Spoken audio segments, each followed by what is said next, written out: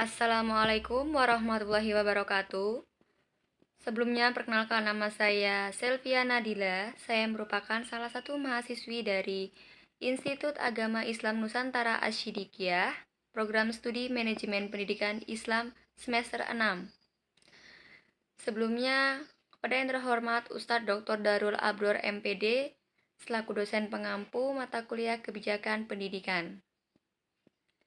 Baiklah, di sini saya ingin menjelaskan sedikit mengenai kebijakan baru di dunia pendidikan, yaitu kebijakan terkait penyaluran dana BOSP tahun 2023. Yang mana di tahun 2023 ini ada kebijakan baru dari Kemendikbud berkenaan dengan penyaluran dana untuk satuan pendidikan, yang mana hal ini disampaikan dalam webinar sosialisasi rancangan kebijakan bantuan operasional satuan pendidikan tahun anggaran 2023, yang mana kebijakan dana BOS tahun ini akan menerapkan beberapa perubahan.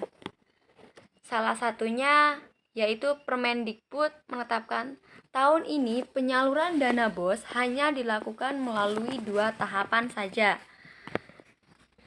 Yang sebelumnya penyaluran dana BOS tahun 2023 mekanismenya dilakukan dalam 3 tahapan,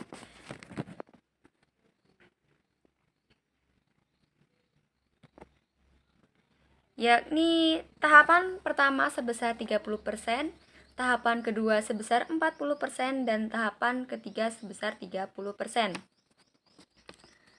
Melalui kebijakan baru di tahun 2023 ini, BOS, BOP PAUD, dan BOP kesetaraan reguler dilakukan dalam 2 tahapan, yakni tahap 1 dan juga tahap 2, yang mana masing-masing tahapan tersebut sebesar 50%.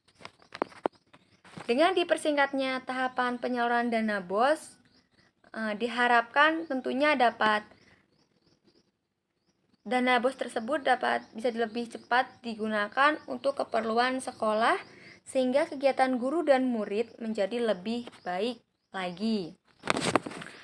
Namun perlu diketahui bersama untuk ibu bapak guru serta murid sekalian, bahwa Kemendikbud juga akan menerapkan sistem pemotongan dana BOS jika satuan pendidikan terlambat menyampaikan pelaporan.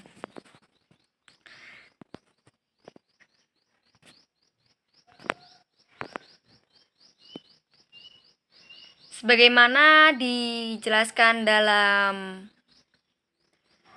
tabel berikut, untuk tahap 1 kebijakan dana BOS tahun 2023 ini, waktu penyalurannya dilakukan mulai dari bulan Januari sampai dengan bulan Juni 2023. Sementara untuk batas pelaporan tahap 1 ini adalah pada bulan Juli 2023. Nah, jika dilihat pelaporan dana BOS tahun ajaran 2023 tahap 1 melewati bulan Juli, maka akan ada pemotongan dengan ketentuan sebagai berikut.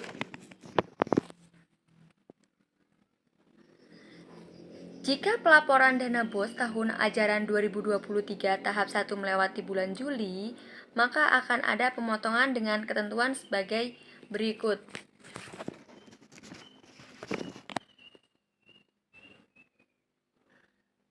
Jika pelaporan tahap 1 bulan Agustus, pemotongannya sebesar 2%.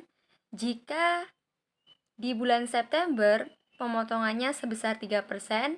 Dan jika di bulan September, maka pemotongan yang dilakukan yaitu sebesar 4%.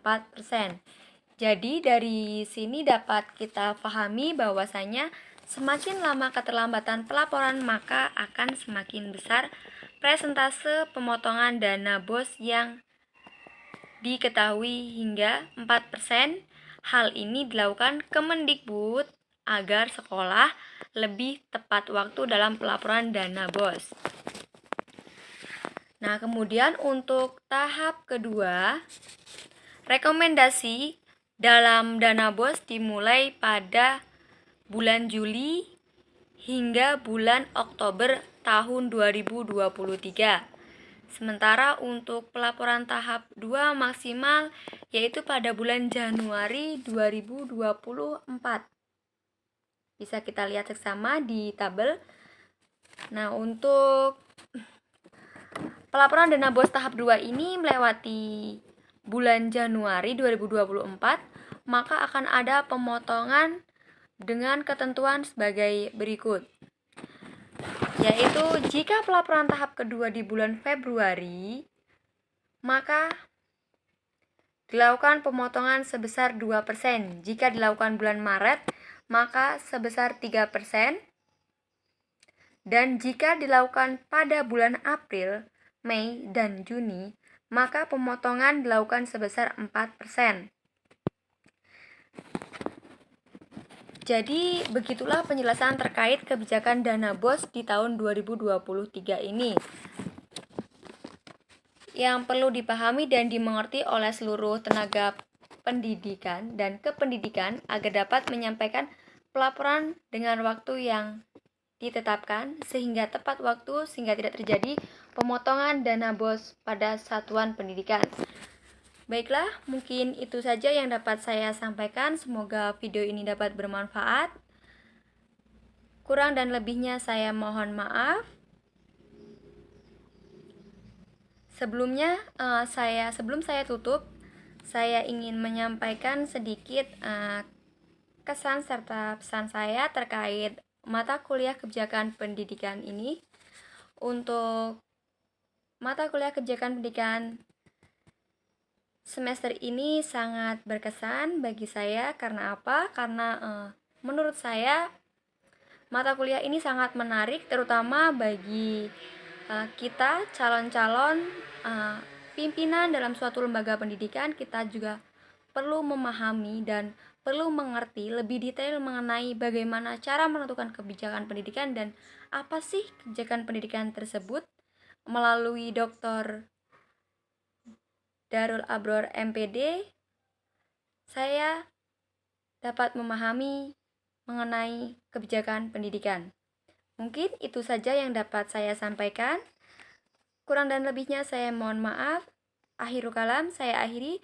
Wallahul muwaffiq ila aqwamit thoriq. Wassalamualaikum warahmatullahi wabarakatuh.